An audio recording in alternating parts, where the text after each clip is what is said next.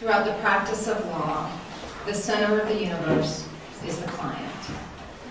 It's the client's legal rights and interests we seek to protect, the client for whom we advocate, the client for whom we maintain confidentiality. And of course, lest we forget, it's the client who pays the bills. The lawyer's job is to analyze the client's situation and provide effective representation. And to do so, the lawyer must understand the client, empathize with the client at times, and communicate effectively with the client. And as Randall Kaiser suggested earlier this morning, lawyers must know people. Client relations form one of the major crossroads where the practice of law intersects with psychology and where lawyers can benefit from psychological research. And that's the subject of this panel presentation today. We have a range of interesting topics from cultural views to cognitive biases to the addicted client to the impact of technology. My name is Saparna Malampati, and I'm here visiting Las Vegas from Atlanta, Georgia. I was a criminal defense attorney for many years, and now I teach at John Marshall Law School there. I want to thank Professor Sternlight for allowing me to participate in this program, and I'm very excited about all of our panelists. We have 4 presentations, and we're going to take questions after all the presenters have had a chance to talk with you. Our first speaker is Andrea Curcio, professor at Georgia State University College of Law, right down the street from me, where she teaches civil procedure and evidence and co-directs the externship program. Prior to entering academia, Professor Curcio litigated plaintiff tort and medical negligence cases for about 6 years in North Carolina, and she will discuss social cognition theory and cultural sensibility. Okay, so the talk today is based on a study I did with a cultural anthropologist who also heads Georgia State's Office of Institutional Research, and with an MD, PhD from England, who has done a lot of work trying to work with medical students in terms of making them more culturally sensible. And what I'm going to talk about is a survey we did of law students to get a sense of what their attitudes are about the role culture plays in the lawyering process, how social cognition theory can explain some of those results, and what it all means for us as legal educators, lawyers, and judges. So to start, it's helpful to be on the same page. We started the survey with the definition of culture. We're starting here, lots of definitions of culture. What we're actually talking about here is culture as a way to describe our various backgrounds and experiences that influence how we act, how we see the world, how we perceive things, how we interpret things. Culture is multifaceted. Our cultural identities are based on our race, our ethnicity, our religion, our sexual orientation, our gender, our socioeconomic status. So with that background, let's get to the survey. We did 2 surveys, an initial survey of 139 incoming students, and then we refined it and did a second survey with 591 students, 2 schools, equally divided between incoming and upper level students. They were asked a lot of questions, and to respond on a 1 to 6 differential scale, 1 strongly agree, 6 disagree. The survey consent form was straight up. Students knew they were being asked about their views regarding the role culture plays in the lawyering process. So, one of the areas is who looks at legal problems through a cultural lens, right? Students were asked, do clients look at legal problems through their own cultural lens? And as you can see with the mean of 5.09, students were pretty certain that happens with clients. They were then asked, and we had to reverse code some things, do judges look at legal problems through their own cultural lens? And students again thought, pretty much, right? Less than clients. Now, as future lawyers, students were asked, do lawyers look at legal problems through their own cultural lens? barely saying yes, and as you can see, a statistically significant difference between, yes, clients look at legal problems through their cultural lens, lawyers a lot less so, okay? Now, we also asked students, do lawyers bring culturally biased assumptions into the legal process, right? We had subdivided it between lawyers belonging to racial and ethnic minorities and white lawyers. And as you can see, on a 1 to 6 differential scale, students certainly didn't say, yes, they do. And they didn't say, no, they don't. They were pretty much, I'm not quite sure, right? And then again, in terms of themselves, they were kind of putting themselves close in there. I don't really know if I bring culturally biased, look at the legal system through a culturally biased lens. We also asked students, can you identify your own culturally biased assumptions, right? And again, the students generally thought, I'm not bad at this, right? And then when we asked, are you able to recognize when your reactions to others are based on stereotypical beliefs? Again, yeah, pretty much I can do this, more or less, right? So, the last thing is in the first survey, we asked students to compare themselves to others, right? And we were using a 1 to 5 scale there.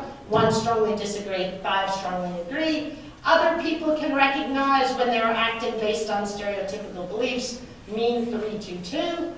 I can recognize when I am acting based on stereotypical beliefs, much higher, mean 3.83. Other people can accurately identify their culturally biased assumptions, mean 309. I can accurately identify my culturally biased assumptions, again, much higher, right? So again, students thought, I'm better at this than most people. Okay, so are these self-reports accurate, right? And you're all the social psychologists here are saying, no, we know they're not, right? And that is actually where social cognition theory comes into play, right? And note that there is a difference between being prejudiced, right? In which we consciously make negative judgments based on characteristics, race, gender, etc., and having biases, right? And when we talk about social cognition theory here, what we have learned from social cognition theory is that people are very concerned about having biased judgments. They don't want to have them, yet they underestimate their susceptibility to them, and they overestimate the extent to which they can control their judgments, right? And we'll talk a little bit about why. Basics on schemas, which I suspect most of you know, right? Schemas are how we organize information. They allow us to take in all the stimuli, organize it, and predict, right? And for example, they let us fill in gaps. We see smoke billowing, we know fire, we gotta get out of here, right? The problem with schemas is that people tend to be overly accepting of information that falls within our schema. We fill in gaps with information that may not belong, but is schema consistent. We ignore information that does not belong, but doesn't fit, or that does belong, but doesn't fit in our schema. And we apply schemas even when they shouldn't be applied. So stereotypes are cognitive schemas. Right? They're how we group people based on our experience as well as information from other sources, friends, family, media. Stereotype schemas begin at a very early age.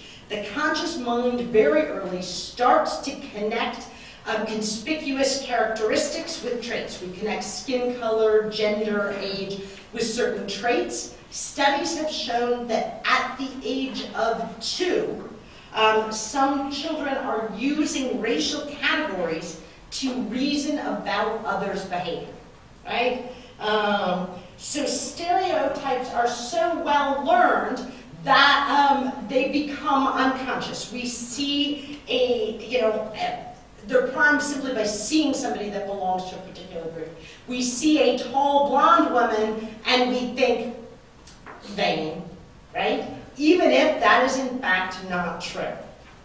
So, Stereotypes in terms of social cognition theory are heuristics. They save us time. We all have them.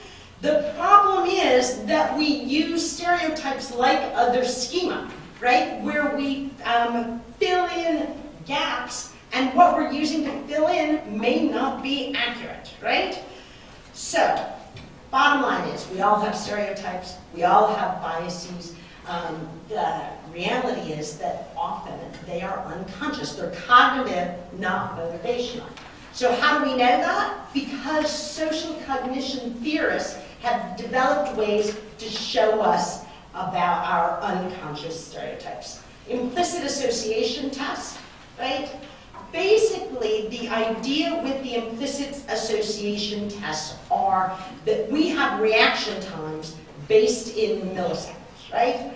And it takes us longer if we have to kind of overcome cognitive barriers than if it's kind of a straight line between concepts. So these are two slides, I don't know how well you can see them, from the implicit association test. On one slide, you see the word black and unpleasant put together, right? And white and pleasant. On the other, you see black and pleasant and white and unpleasant. Then you see the word happiness. And respondents to the implicit association test are shown both of these and are said, put happiness where it belongs, with the word it belongs, which is pleasant, right? And what they find is for those people with an unconscious racial bias, it takes a little longer to connect happiness to pleasant when pleasant is paired with the word black, right? And what they found is that Greenwald and Krieger did a study, said about 1/3 of the people said, yes, I have a bias in favor of relatively advantaged groups. And yet, through the implicit association test, it turns out 75% of the people actually had a bias in terms of relatively advantaged groups. So what does this mean for us as legal educators and for lawyers, right? Well, our cultural biases affect all aspects of lawyering, right? Client interviewing, investigation, strategizing, negotiation, advocacy, right? And the studies show that our biases affect things we're not even aware of, like eye contact, seating distance, how likely we are to smile when we're talking to people. They also show that once primed, biases can affect outcomes. Levinson and Young did a study that said simply changing the skin color in a security camera video affected the way participants judged ambiguous trial evidence, right? So the bottom line is there's a ton of studies showing how unconscious biases affect the lawyering process and judicial decision making. What's the solution? You know, for a while people thought, oh, cultural competence will just teach people about other people's culture so they can become competent in other people's culture. Well, that actually really isn't the solution. It presumes a lot. That's inaccurate, right? But we can become culturally sensible where we are becoming self-aware of our own biases, right? And the problem with all this is if we are in denial, we can't address the problem. Now, the other thing that social science tells us is that when biases are not easily cognitively available, right, they're unconscious, and they're high in negativity. None of us wants to think that we work from stereotypes. Even when people are told these biases are common, right, people still say, hey, yeah, they may be common for you, but me, not so much, right?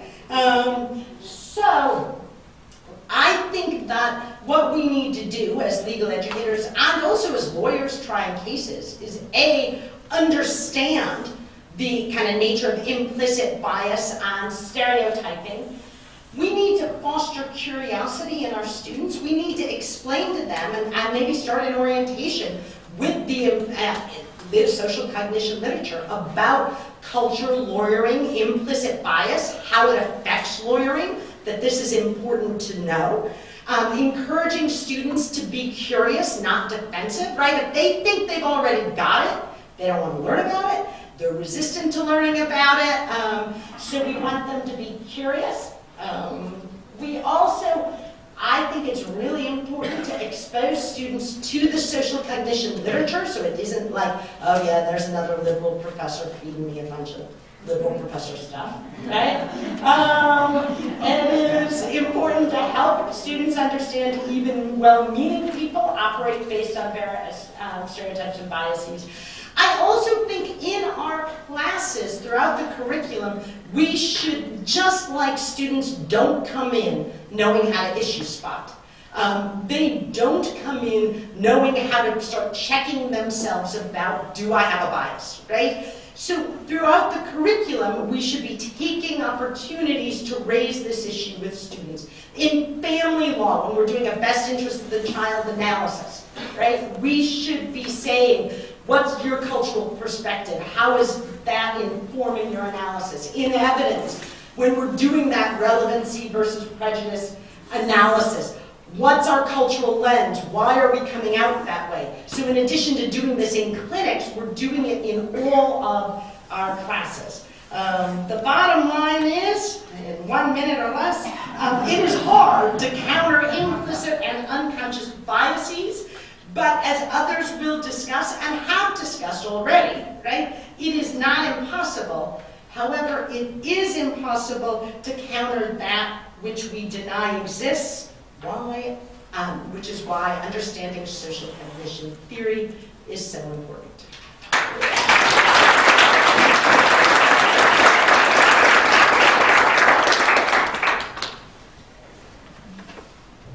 Thank you. Our next speaker is Molly Wilson, an associate professor at the St. Louis University School of Law, where she serves as the co-director for the Center for the Interdisciplinary Study of Law. Professor Wilson also holds a PhD in psychology, and she will discuss biases and cultural worldview in the context of criminal defense law.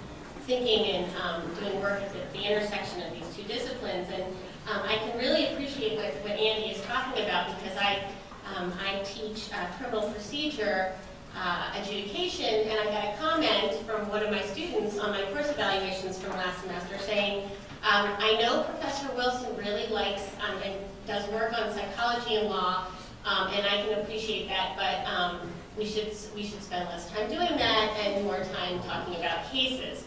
So, it's like a new frontier sometimes for the students. And our colleagues. Right.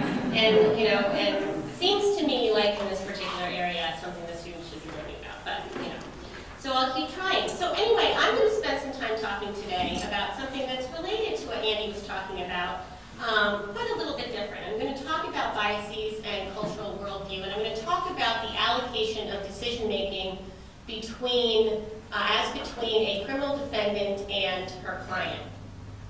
So we're going to hear a lot, we've already heard some, we're going to hear a lot more about biases and decision making. Obviously there's a lot in that literature, and a subset of it has been devoted to criminal defense work. Much of this has been devoted to helping attorneys recognize biases in defendants, and some of it has been focused on the biases that influence attorneys themselves, as we've heard. But implicit in so much of this work is the notion that it is the attorney's role to sort of discern these biases, to learn about them, to discover them, and to correct them somehow, right? So that the attorney, the client can be making better decisions, and the attorney can be making better decisions on behalf of the client. Some writers, usually clinicians, have advocated for a more client-centered approach, but very few have used empirical psychology to make this argument. So I'd like to argue today that, I'd like to suggest that criminal defense attorneys should make more decisions, at least in cooperation with their clients, or try to bring their clients more into the decision-making process than perhaps they already do. First of all, I'd like to make the claim that although we tend to think of criminal defense attorneys as well-informed, rational thinkers, there is some reason for skepticism. They're human beings just like everybody else, and so they are subject to biases. And second, I want to make the point that attorneys and clients don't come necessarily from the same sort of cultural worldview perspective, and so the choices that a criminal defense attorney is making for her client may not be the choice that the client would make for himself. So who's supposed to be making the decisions in the first place? Well, you can find this answer in a lot of different places, but it's really not very clear. One source of guidance is the ABA model rules of professional conduct, which leaves decisions concerning the objectives of representation to the client and charges the attorney with helping the client achieve those objectives. This captures the means-ends distinction that's sort of characteristic of a traditional view of lawyering. The client chooses the goals or the ends, and the lawyer chooses the means to be used in pursuit of these ends. The problem is that this framework makes some assumptions. So it assumes, first of all, that there's a sharp dichotomy between means and ends. And it also is problematic in the criminal defense context, particularly, I think, because the ends may seem so self-evident, right? It's to minimize jail time or to otherwise reduce punishment. David Lubin has commented that the client may want to win acquittal by asserting a certain right because it vindicates him in a way that matters to him, or he may wish to obtain a settlement without using a certain tactic because he disapproves of the tactic. In that case, what the lawyer takes to be merely means are really part of client's ends. So, but if I'm arguing that the defendant should have more control, I have to start by acknowledging that, of course, criminal defendants, like all human beings, are subject to cognitive biases. Right, as you heard from Andy, cognitive biases operate automatically, particularly when decisions are made under a time pressure or when cognitive demands are high. So defendants may be overly optimistic about their chances at trial. They may use an inappropriately serious charge as an anchor. They may fail to ignore some costs. They may fall prey to hyperbolic discounting, and so on. I don't have time to talk in detail about all of these, but they're well discussed in the literature, and certainly criminal defendants do, like other human beings, suffer from these cognitive biases. The question, I think, is, acknowledging this, does that mean that the lawyer should substitute her judgment for that of the client? Some think so. So one author said, lawyers may be in a unique position to help clients reframe litigation choices because lawyers may be more likely to evaluate decisions using a rational choice framework. Kurokin and Guthrie have written, we think it nearly self-evident that a lawyer who knows his client is embarking on a course with a lower expected utility than an alternative course has an ethical obligation to take preventative action. I want to suggest that this might be a little problematic in the sense that there may be sort of an implicit culturally biased assumption in that statement. First of all, that attorneys can achieve rationality in a way that a client cannot. And second, that the preferences of the client, if they seem irrational to the attorney, don't have inherent value. So attorneys are also subject to cognitive biases. Of course, attorneys are human beings as well. As I could discuss with criminal defendants, there are many that I could discuss. I just pulled some out that I thought might be particularly relevant. One is the overconfidence bias, which leads us to overestimate the accuracy of our judgments as well as our abilities. So empirical studies have actually been done on trial attorneys regarding the overconfidence bias and has found that it is pervasive in this group. That may be adapted. Who knows? And so I'd like to suggest that the overconfidence bias can occur when attorneys overestimate the value of their own judgments vis-a-vis that of their clients. Other biases can influence how an attorney views her client's culpability and may therefore interfere with her ability to conduct the most vigorous defense. So anybody who's been in an intro psych class or intro social psych class has probably learned about the fundamental attribution error. This is the tendency to overestimate the role of stable personality characteristics in a person's behavior while also underestimating the role of situational variables. So when a defendant's been charged with a crime, his attorney may attribute more moral blame than is warranted, given the circumstances. For example, if a defendant's crime was committed in conjunction with his membership in a gang, for example, she might not fully appreciate the situational pressures that led him to commit the crime. She may then be less likely to bring them out at trial or during plea negotiations. Another thing I wanted to talk about was belief in a just world. So this is the tendency that we all have to want to see the world as a just, fair, and safe place, right? It leads us to attribute more blame to people who suffer hardships. We feel more comfortable if we can convince ourselves that they have played a role in their fate. I want to be careful here because belief in a just world is often referred to in the context of people who are truly innocent victims, right? And I don't want to stand up here and argue that criminal defendants are all innocent victims. But I do want to suggest that the tendency to believe that people get what they deserve might interfere with a lawyer's ability to discern situations in which her client committed a crime under duress, or was being scapegoated, or where there is overcharging occurring.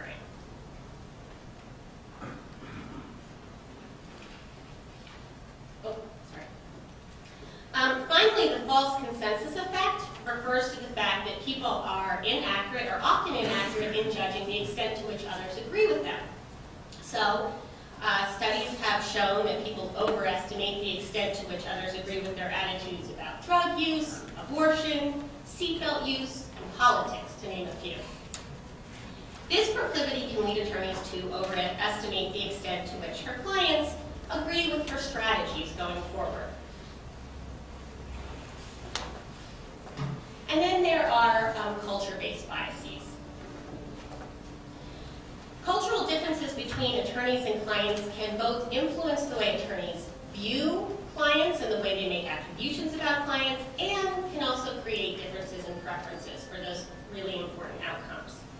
So what is culture? I like Andy's definition: experiences that influence how we act, react, see the world, and interpret what we see and experience. Cultural worldview, of course, forms the basis for a set of values or preferences. And the cultural divide between an attorney and her client need not be something very easily identifiable demographic characteristic like race or ethnicity or religion. It could also be education, as Andy mentioned, socioeconomic status and legal sophistication. And it can also pertain to the different roles that the attorney and the criminal defendant play in the system. So the deontological obligations of the lawyer as an officer of the court, the fact that the defense attorney certainly does have a relationship with the prosecutor in the sense that they belong, they have shared membership in a profession, and in some instances there may have been in the past a cooperative kind of relationship between the defense attorney and the prosecutor. As Andy discussed, cultural differences can also lead to a distorting of attributions. When we interact with others, our interactions are influenced by our own cultural expectations and the resulting inferences we make about others. Moreover, like experts in other fields, attorneys often exhibit an expert bias. So this is related to the overconfidence bias that I mentioned earlier, as well as the self-serving bias, which causes us to interpret information in a way that serves our own interests. Psychologist Paul Slovic points to the pervasive tendency to view experts as, quote, objective, analytical, wise, and rational, while non-experts are, quote, hypothetical, emotional, foolish, and irrational. Anthropologist Mary Douglas complained that experts often, quote, assume that all human beings have the same responses and preferences that are enshrined in utilitarian philosophy. She goes on to say, instead of objectivity, we find ideological entrenchment. There is anecdotal evidence that criminal defense attorneys exhibit an expert bias, and I don't mean to be picking on this group, but I'm saying among others.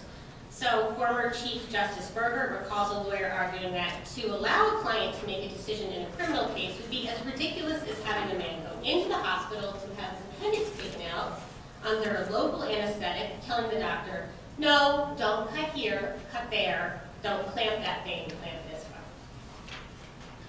one.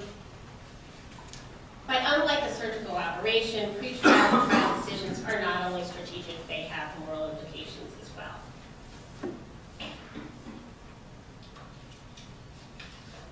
Okay, so I'm going to suggest that the solution may be, if criminal defense lawyers are not perfectly rational decision makers, and if differences in cultural worldviews of attorney and client can lead to different choices, perhaps client choices ought to be given more deference. A workable framework was suggested, I think, by Binder and Price, who suggested that attorneys be guides rather than leaders. That lawyers enable clients to make decisions by helping them to consider potential solutions along with their probable positive and negative consequences. Two possible benefits. One is possibly an improvement in outcomes. So Douglas Rosenthal conducted a study of outcomes in civil trials and found that when clients were involved in decision making, they obtained higher recoveries. There's also the benefit, a second benefit, which is more difficult to measure, but perhaps just as important, which is the intrinsic value a defendant gains when he exercises a measure of control over the process and outcome of his case. Finally, I'd like to end with a quote from Ian Weinstein, who directs the Advocacy Center at Fordham University School of Law. He said, legal decision-making cannot and should not be reduced to a mathematical calculus. The significant decisions about which we counsel clients almost always come down to value choices. Thank you.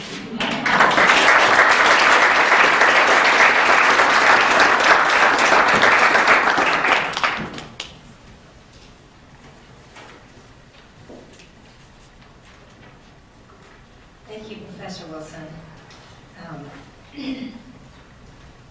I just have to say quickly, having practiced criminal law for many years as a defense attorney, that many of those things are very accurate. In particular,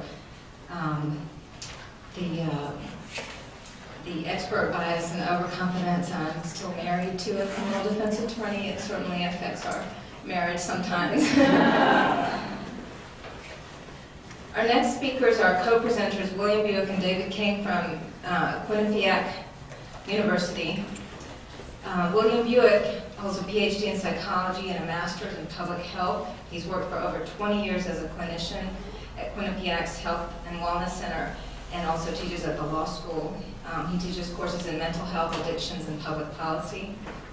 David King is an associate professor and associate dean for academic affairs at Quinnipiac University School of Law. He teaches property and land use planning and has practiced in those areas as well. They will be discussing representing the addicted client.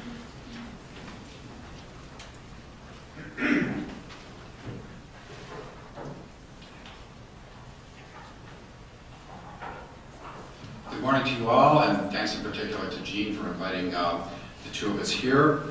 We're going to talk about representing the addicted client. I'm going to begin with an example from an ethics opinion that came before the North Dakota State Bar Association some years ago. I'll do that, then I will turn it over to our expert, Dr. Buick, who will talk about substance use disorders, signs and symptoms, use and competency, and then I'll come back for a brief conclusion. The recent tragic death of Philip Seymour Hoffman from an overdose of heroin offers an unfortunate and tragic example of the problem of substance abuse afflicting our country today. We have over 40 million people in the country who are problem drinkers. Prescription drug abuse is the fastest growing drug problem in the country, and frequently it leads to heroin addiction because the cost of heroin is much less expensive than the cost of drugs, prescription drugs on the street. We have 2.4 million people who are struggling with opiate dependence. Combined, those two problems cost our country over $428 billion annually in lost productivity. And Bill and I thought that based on those numbers of people with substance abuse problems, it's pretty likely that at some point in his or her career, a lawyer will have or encounter an addicted client. So here is one lawyer story. As I said, this is taken from an ethics matter opined upon by the North Dakota Bar Association back in 2000. The lawyer was representing a female client in a divorce action, and the lawyer strongly suspected that her client was alcoholic, and even worse, that the client was not acting in her best interest because of that alcoholism. What should the lawyer do, both as a practical matter and ethically? First, as one might suspect, the lawyer recommended either counseling or treatment to her client. That, of course, is not prohibited under the model rules. The client refused. She wanted to waive her property and support rights. She wanted to avoid a trial.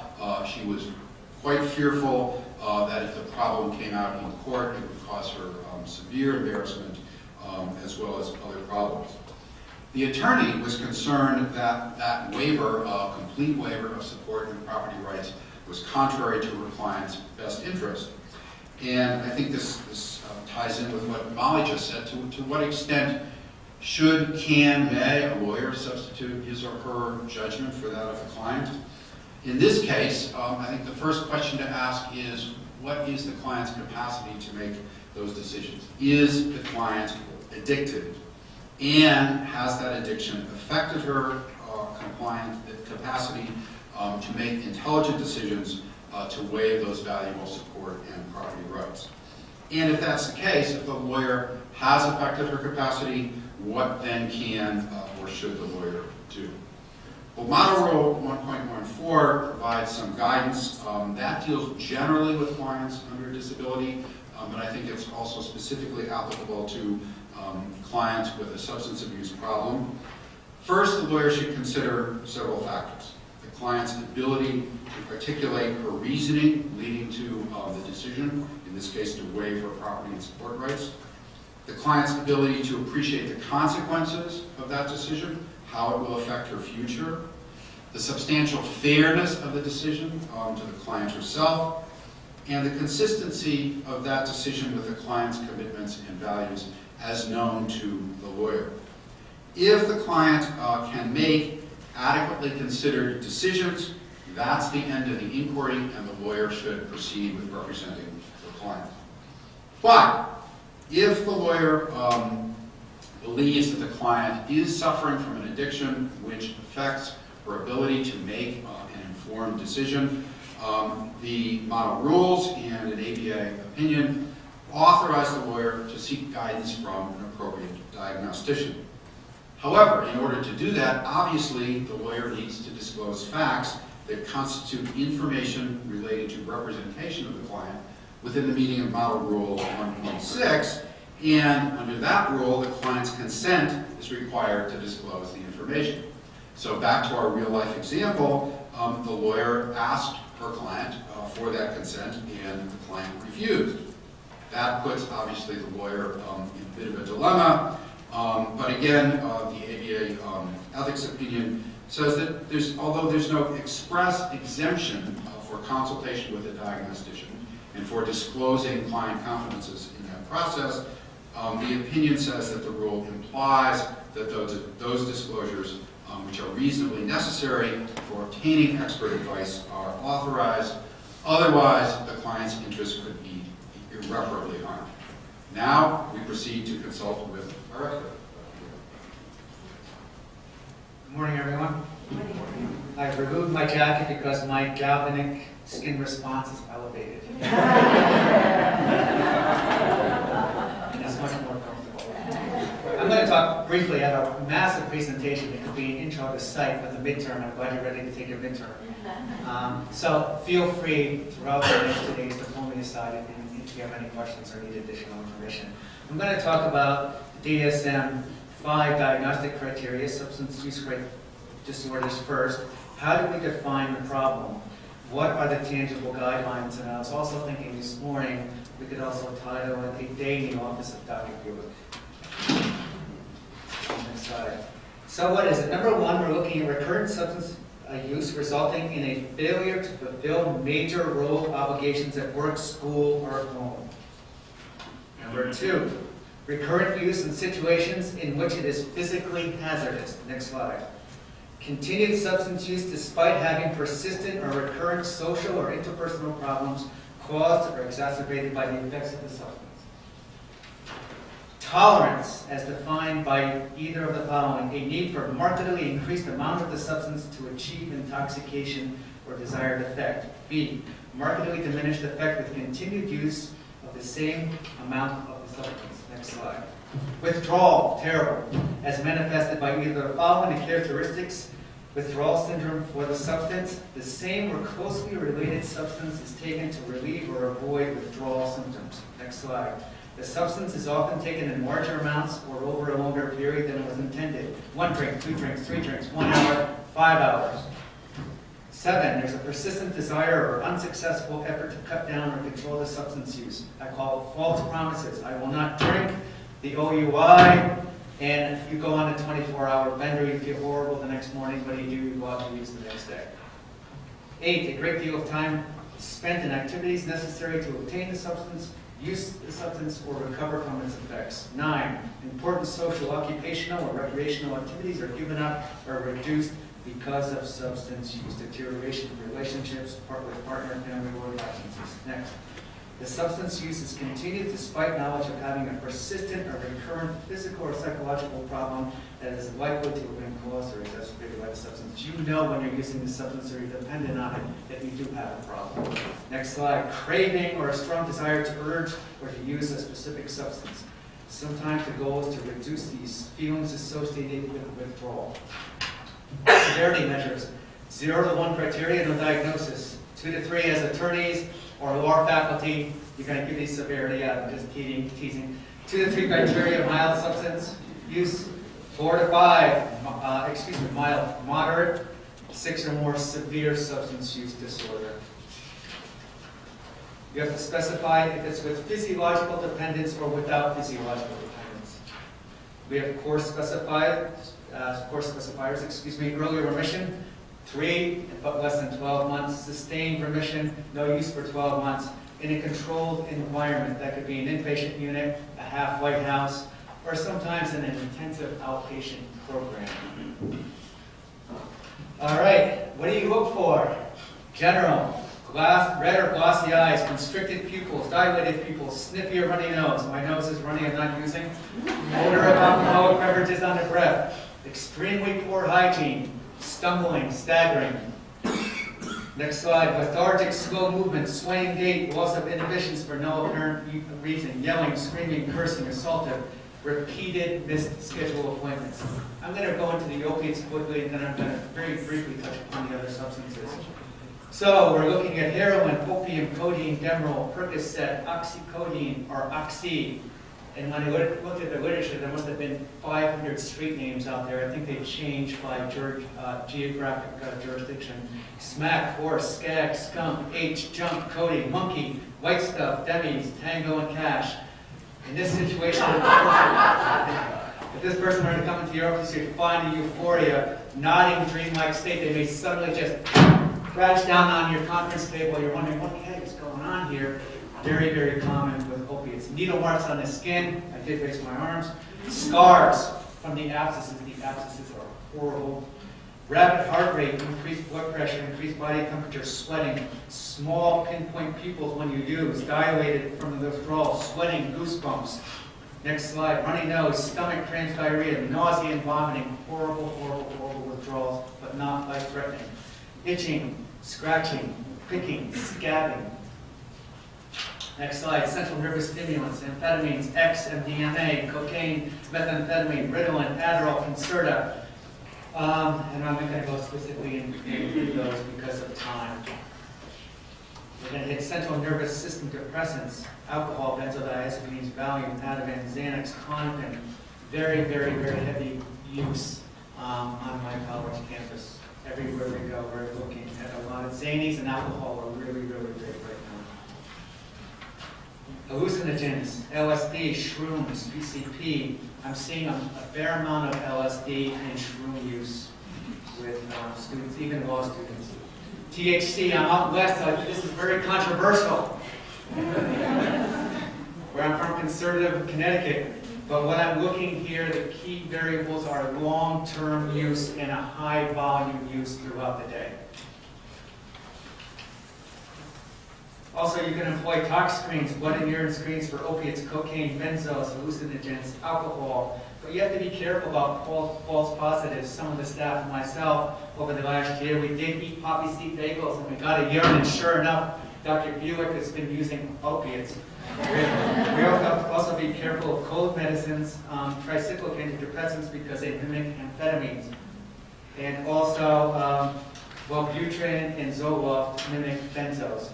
Next slide. What do we look for in terms of substance use and competency? When we look at moderate impairment, we look at isolation, mood swings, money troubles.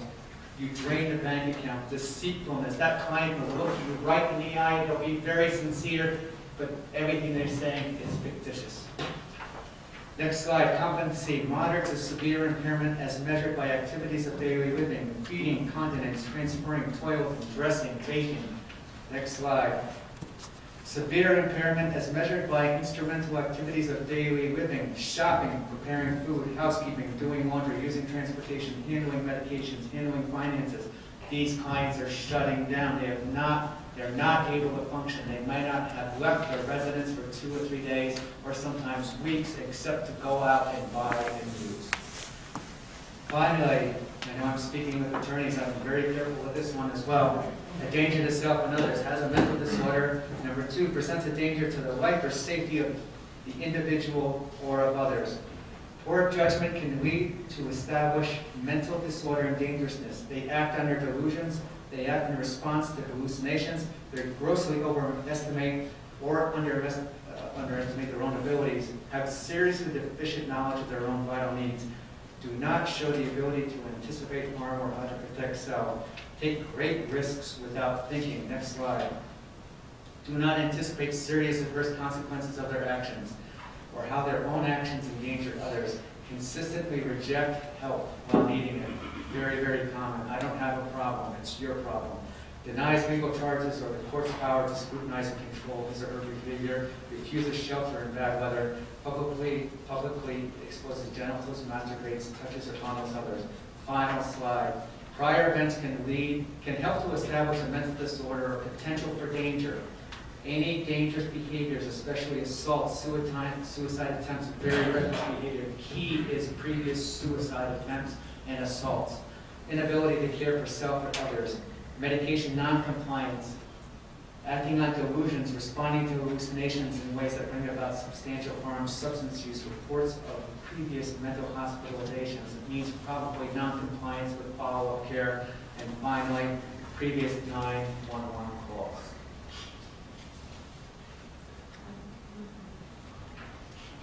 Thanks, Phil.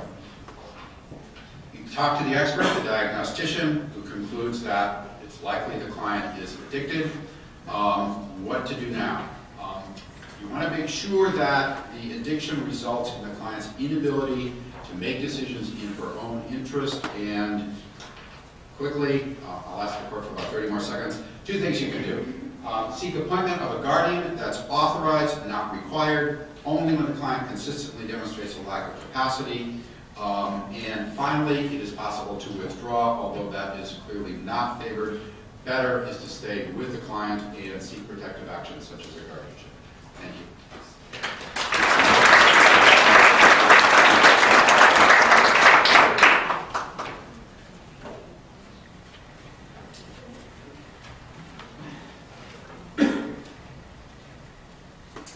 Last but not least, we have Lauren Newell, an assistant professor at Ohio Northern University Pettit College of Law.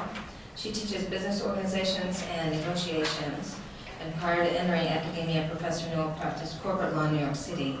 She will discuss the effects of technology on brain function and attention. Did you buy out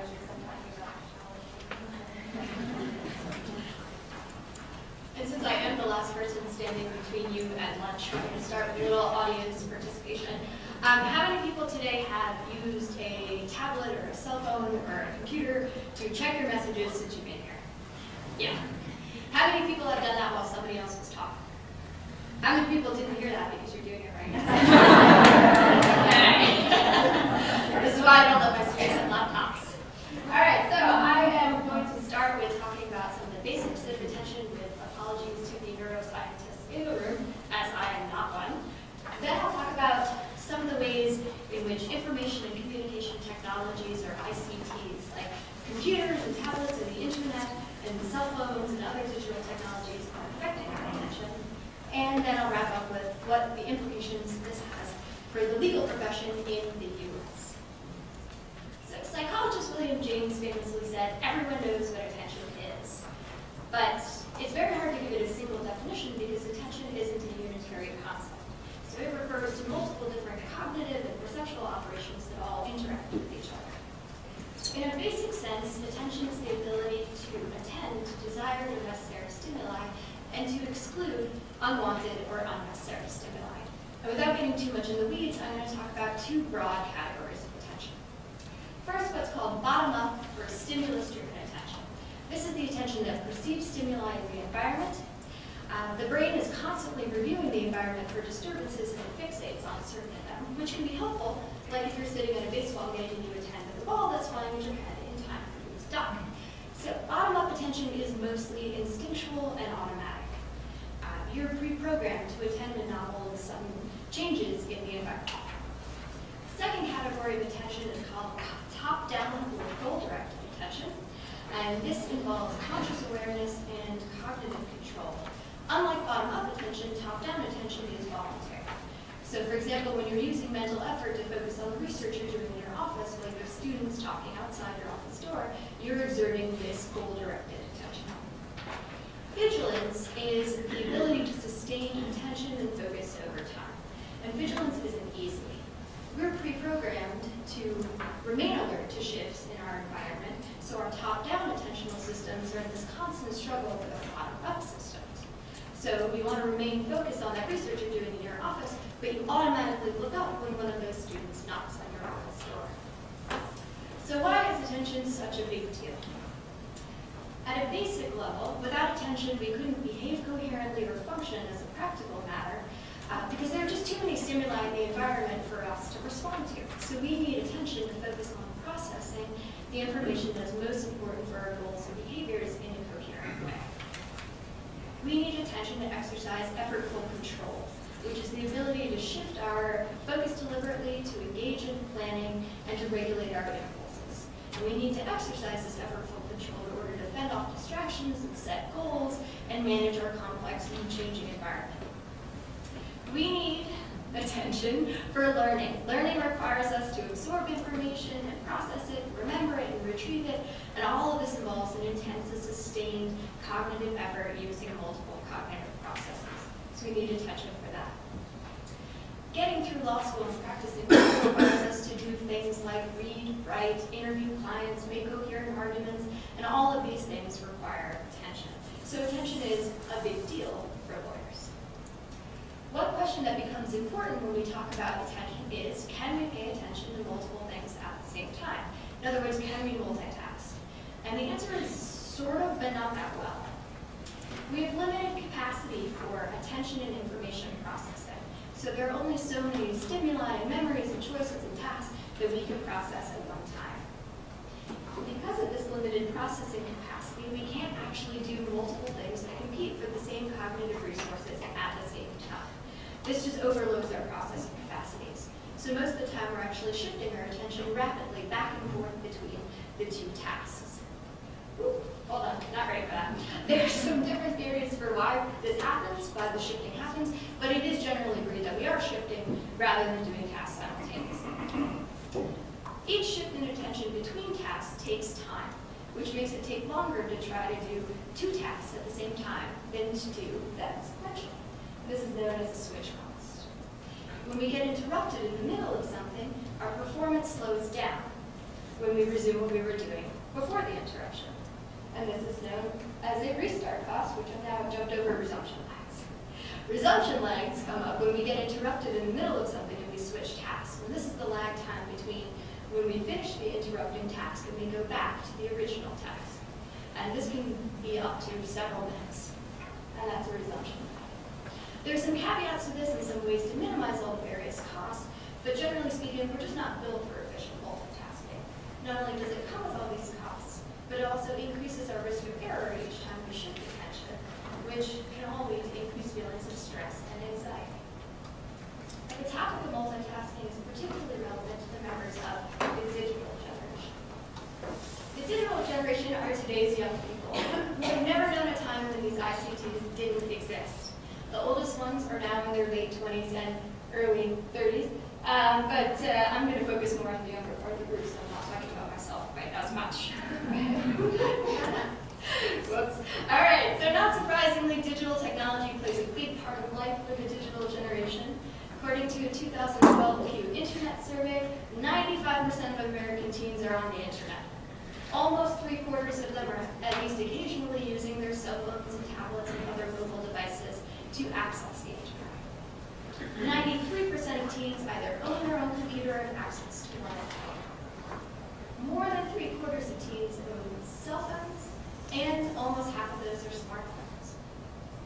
Most of the time that young people are awake and not in school, they're using some kind of digital technology. A 2009 Kaiser Foundation survey found that the average person who's 18 years old uses technology, digital technology, more than 7.5 hours per day. So doing things like using the computer, watching TV and movies, playing video games, listening to music, and for just a very small part of that time, reading print media. Almost a third of their time, they're using multiple media at the same time. So they're multitasking, which all adds up to more than 10.5 hours of exposure to these media per day. And this doesn't even count the time that they spend talking on a cell phone, or texting, or using these media for school-related purposes. So the digital generation has grown up with technology, they spend a lot of time every day using it, and they tend to use more than one thing at a time. So, now the question is, so what? What does this have to do with technology? How are digital technologies affecting us? One question is whether ICTs are actually changing the way the digital generation's brains function, making them be wired differently than their parents and grandparents are. Some researchers are saying, yes, digital technology must be changing their brains, and there are examples of specific changes like studies that show playing video games can improve hand-eye coordination and pattern recognition and shorten reaction time to visual stimuli. But whether there are more global fundamental brain changes is still largely an open question. Another concern is ICT's impact on our attentional control or lack thereof. So there's some evidence that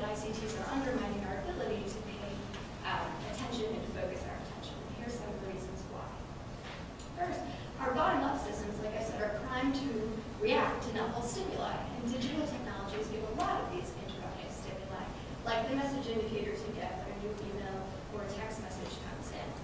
Our top-down systems have to fight to maintain focus on what we were doing. And often the top-down systems lose, and we get distracted, and we shift our attention to the interrupting stimulus. When that happens, the switch costs, resumption likes, and restart costs I mentioned earlier come into play. Second, when we use digital technologies to try to multitask, which our brains aren't meant to do, we can experience cognitive overload. Even if we're doing just one thing, like reading text on a screen, if it's hypertext with links to other things, that increases cognitive load, which can lead to overload. When we experience cognitive overload, our intentional processes suffer, our performance is impaired, and we're more likely to make errors. Third, as I said, digital technologies tend to produce interruptions, and interruptions tend to produce stress. ICTs also allow us to communicate instantly with each other, which then makes us feel like we have to respond instantly, which is stressful in and of itself. When we experience significant stress and anxiety, our top-down systems get overwhelmed by our bottom-up systems. And this can affect high-level cognition and impair our performance in tasks that require a great deal of attention. So for all these reasons, ICTs may be eroding our attentional control. A third consideration is that technology is in some ways changing what paying attention means to us. For example, my husband insists that he is paying attention to me when he's reading Reddit on his phone at the dinner table, but I think he actually thinks that he is. So, to the digital generation, digital technology is just part of the landscape, like a refrigerator is to the baby boomer. It's unremarkable. They've become acculturated to the ever-presence of technology. And this may mean that for them, divided attention is both expected and acceptable. Some ways they are defining what attention means differently. As I said, attention is a big deal for lawyers, and legal scholars have come up with a number of different ways that we can overcome technology's negative effects on our attention. The most basic one is just to turn the technology off, unplug, and stop trying to multitask. Another solution is to take technology breaks, meaning focus on what you're doing intently for 15 minutes, and then take 1 to 2 minutes to check your devices for new messages. A third suggestion is to practice a form of meditation, mindfulness meditation or concentration meditation, in order to improve your ability to focus. And we're already seeing these meditation practices being taught in law schools and CLEs and legal workshops, and I'm sure we're going to hear more about that in this conference. All of these proposed solutions have their benefits and drawbacks, and they all focus on how lawyers and law students need to change to overcome the problems the legal profession has with ICTs. So this leads me to an important point. Technology is here to stay. So maybe the question isn't how do we change lawyers and law students so that they can overcome what technology is doing to them, but rather how is the legal profession going to adapt to this new technological environment? And I don't mean what new technologies are going to be introduced to the legal profession, but rather how are we going to interact with technology in the future? And here are some of my predictions. First, I think we're going to see changes in law school. A lot of educators have been saying in recent years that students' writing ability is on the decline, and technology, especially texting, is getting a lot of the blame for this. As we know, legal practice requires a great deal of writing, and I don't think technology is going to change that. But I do think that legal writing courses are going to start having an expanded scope with more emphasis on proper electronic communication, like how to text with a client, when not to text. And then law schools are going to devote even greater resources than they currently do to legal writing courses. But I think the biggest change in law school writing courses will be one of attitude and expectation. Legal educators will probably view teaching writing as a bigger part of their job. They will expect students to have less of a foundation of writing skills than we currently expect today. So it may become less of a course on legal writing, as it will just be a course on writing. Second, we'll see changes in client relations. The economic downturn of the late 2000s prompted a lot of clients to push lawyers for alternative billing arrangements to try to reduce their legal costs. And this sparked a lot of talk about the death of the billable hour, though recent reports suggest the billable hour is still viable, still very much part of the landscape. But I think the digital generation's love of trying to do multiple things at once is going to deal another big blow to the billable hour. The digital generation lawyers are multitasking. So they're texting client X and they're taking calls from client Y while they're trying to draft the contract for client Z. going to be even harder than it already is to keep accurate track of time. And to make sure that when they bill their clients, they're doing it taking into account each time they shifted attention between tasks and time it took them to get back to what they had been doing. I think the clients will recognize how much their lawyers are probably multitasking, and this will give them an additional motivation to push for an alternative billing arrangement to make sure they're actually getting all the work they're paying for. And it may give lawyers a motivation to want an alternative arrangement as well, because they may find they're doing little bits and pieces of work and they're not getting credit for them when they're billing in 6-minute increments.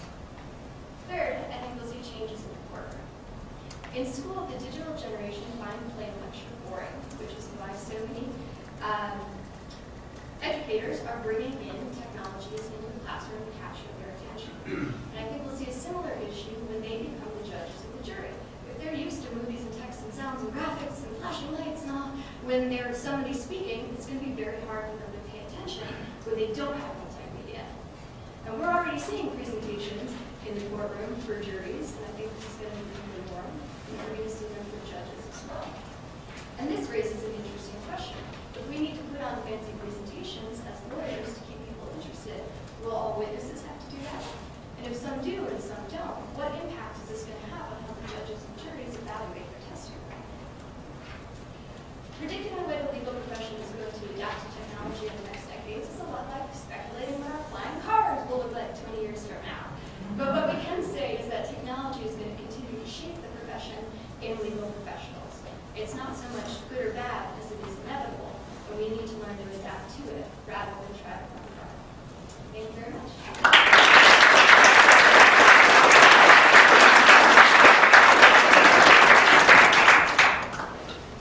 Thank you to all the presenters. I think you will agree that they were interesting. So I have a lot of questions, but I cannot monopolize the next 20 minutes, so the floor is open.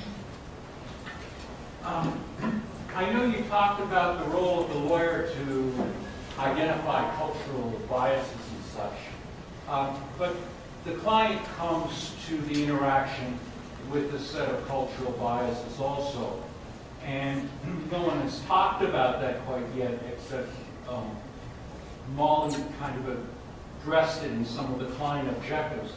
And isn't the issue for teaching young lawyers how to kind of engage their clients in describing those biases or schemas they may have about the system as it affects the process? I guess as you're asking me, I think the reality is we all come to the table with cultural biases, but it's a lot easier for us to say, yes, fine, you have them, so let's work through yours, right? And I think what my point is that we can't do that without also saying, and me too, right? And that's really, I'm not saying that, I'm just saying everybody has them, but as new lawyers, as law students, we want to be kind of, hey, it's you, not me. And that's pretty consistent with the social psych literature in general. I think I would say the way I use the term bias doesn't necessarily imply bad, right? So when I talk about cultural bias, I think it's hard because it can be a negative, but it can also just be a fact, right? So there can be, so that's why I try to move to cultural worldview. And I guess my view with respect to the client is that I would say yes, it would be appropriate for attorneys to spend more time getting to understand the client's cultural worldview so that the attorney is not inadvertently dictating a course of behavior that clashes with that worldview. And I guess that would be part of this sort of attorney as working in a cooperation, guiding the client rather than leading the client. If I could just add to that real fast, I'm Raptor. I'm a clinical psychologist at Northwestern University, and it reminds me of the multicultural movement in psychology, multicultural competencies that psychologists have identified that is a core part of psychologists' training. now, and they've identified 3 primary ones: self-awareness, awareness of self, awareness of others, worldview, cultural awareness, and then culturally appropriate interventions as the 3rd competency as a clinical psychologist. So there's a huge growing body of research on multicultural therapy, and there may be some good kind of points to pull out of that. I was just wondering, I think most of the presentations so far are focused on the importance of recognizing situational factors and how we tend to often have a blind spot to our own biases in relationship to those situational forces.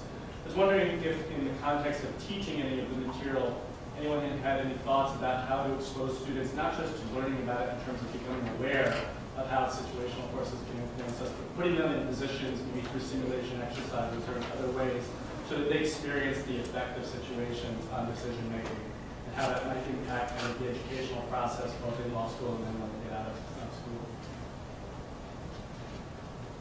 Do you have a good answer for that? I'm always looking for new ways to do that, and I'm always experimenting. I don't know that I found a magic bullet, but We just talk about it. And I think it happens, the situations probably happen more organically by those who teach clinical classes, where it really happens in terms of clients. In my doctrinal classes, which are Civ, Pro, and Evidence, these issues come up all the time in almost all cases, right? Starting with Iqbal and a kind of revamping of how judges look at complaints and facts and complaints. And kind of what I try to do in the doctrine is say, take a step back and let's look at the lens and why might this have happened and how are you applying facts. So I just kind of use it as we go along. I would say, if I could just follow the vet, I think one of the trends in legal education is to have courses that are co-taught by somebody who is used to teaching those doctrinal courses with somebody who is a clinician. And I think that can be helpful. The problem is then you need to have twice as much time, right, to both talk about the doctrine, the case law, and then also to talk about some of the situations that might arise, and to maybe do some of these exercises and sort of bring it all home.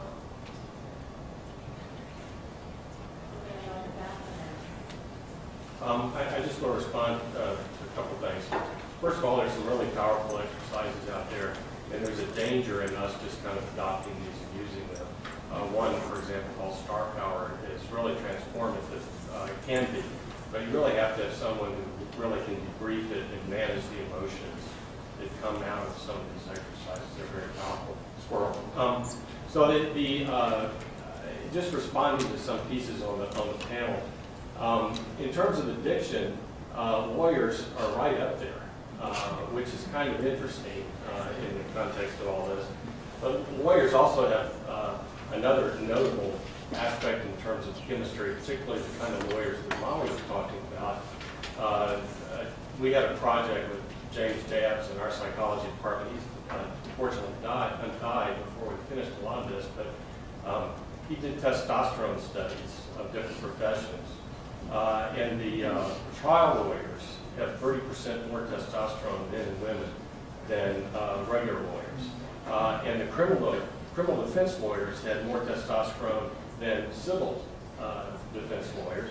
And Bruce Harvey, and you got to Google him. You got to see this guy. He's the most successful criminal defense lawyer in Georgia. He had more testosterone than anybody. And he, in fact, he was so proud of it, he had a business card printed up that said on the back, more testosterone.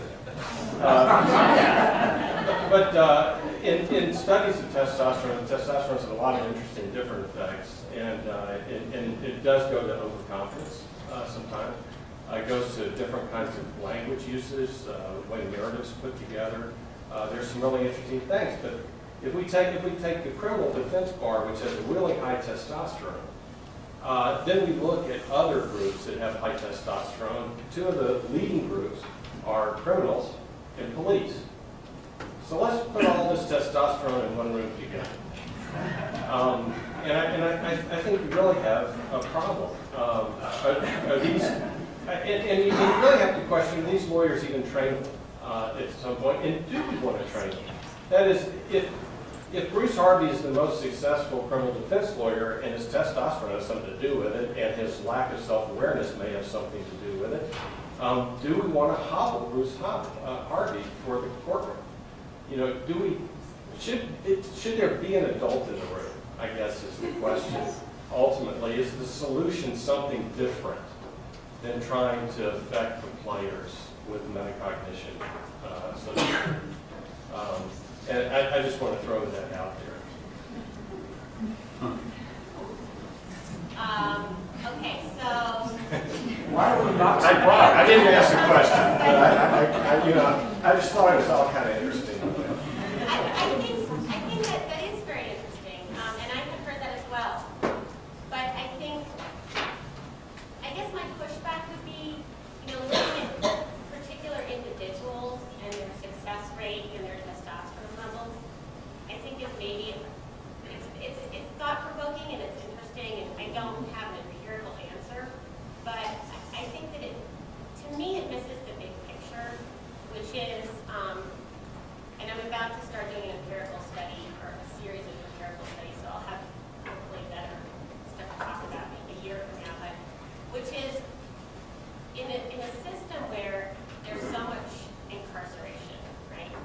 And so many people are questioning whether we're incarcerating people at the right rates and for the right reasons. What happens to the average indigent criminal defendant in that process? I don't have time to, if that's kind of a can of worms we don't want to open up right here. But I do think one of the things that would be helpful for a lot of reasons is to turn the focus back a little bit onto the client. And it's easy to say that, right? The public defender is so underfunded, so overloaded, right? So I understand that the logistics of that are really problematic. I just think that maybe we need to start a conversation along those lines. I have a question for Lauren, and thank you so much for your presentation. I've really been trying to understand the digital generation, and Good luck. And I agree with your findings, and they're consistent with some reading I've done on multitasking. But last semester, one of my best students and one of the top students in our class and in my seminar explained to me that when I explained about my new technology role in that small seminar setting, he said, I can listen more clearly and for a longer period of time if I have my technology at least really available to me. And he made some explanation that actually caused me to remember something in my own experience. Many years ago, I was on a jury. I got picked to be on a 3-week trial. And this was way before a lot of technology was in place.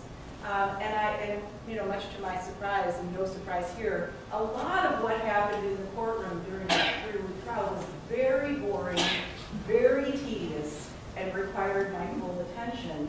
And I found that when I doodled on a notepad or took notes, I could actually listen more carefully and pay closer attention to the lawyers and the witnesses whatnot.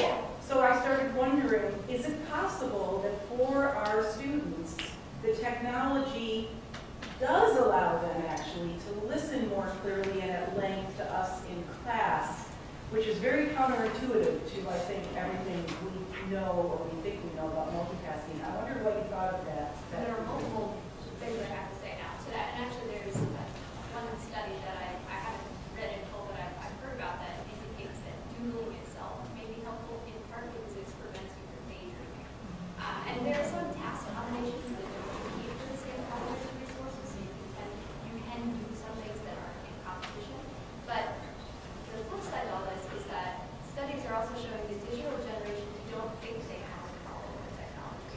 So they find their need to check their email